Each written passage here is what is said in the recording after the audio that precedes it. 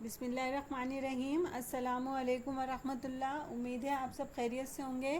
آج ہم مطالعہ اسلام کے سبق حفاظت قرآن مجید کے بارے میں جانیں گے۔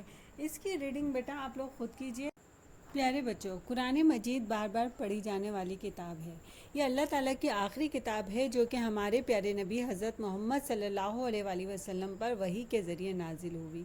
اس میں سورۃ العلق کی پہلی 5 آیات نازل ہوئی۔ ترجمہ: پڑھو اے نبی صلی اللہ علیہ وآلہ وسلم اپنے رب کے نام کے ساتھ، جس نے پیدا کیا، جس نے انسان کو جمع ہوئے خون سے پیدا کیا۔ پڑھو اے نبی صلی اللہ علیہ وآلہ وسلم، اور آپ کا رب بڑا کریم ہے، جس نے قلم کے ذریعے سے علم سکھایا، جس نے انسان کو وہ علم دیا جسے وہ نہ جانتا تھا۔ دوسری وحی میں سورۃ المدثر کی آیات نازل ہوئیں۔ یہ سلسلہ 23 سال تک جاری رہا۔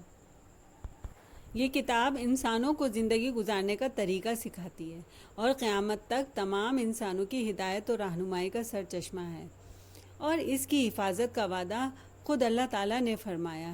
ارشاد ہوتا ہے، اِنَّا نَحْنُ نَزَّلْنَا الذِّکْرَ وَإِنَّا لَهُ لَحَافِظُونَ۔ ترجمہ: بے شک ہم نے اس نصیحت کو اتارا اور ہم ہی اس کے نگہباں ہیں۔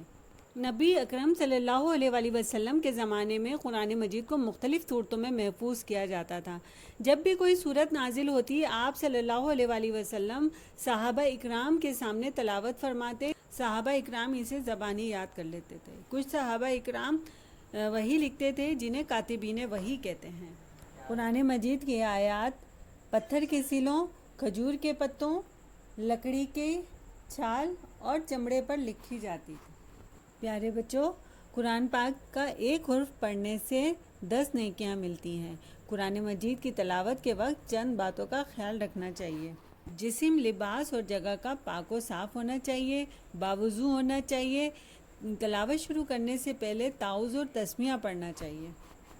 تلاوت کو ٹھہر ٹھہر کر سکون اور اطمینان سے کرنا چاہیے۔ حروف کی ادائیگی کا خیال رکھیں اور جہاں تلاوت ہو رہی ہو وہاں شور نہ کیا جائے۔ بیٹا، قرآن پاک کو توجہ اور اطمینان سے پڑھیں اور اس کو سمجھنے کی کوشش کریں۔ جن کتابوں میں قرآن مجید کی تشریح اور وضاحت بیان کی جاتی ہے اس کو تفسیر کہتے ہیں۔ اردو زبان میں چند مشہور کتابیں ہیں: تحفظ القرآن، معروف القرآن، ضیاء القرآن، تدبر قرآن۔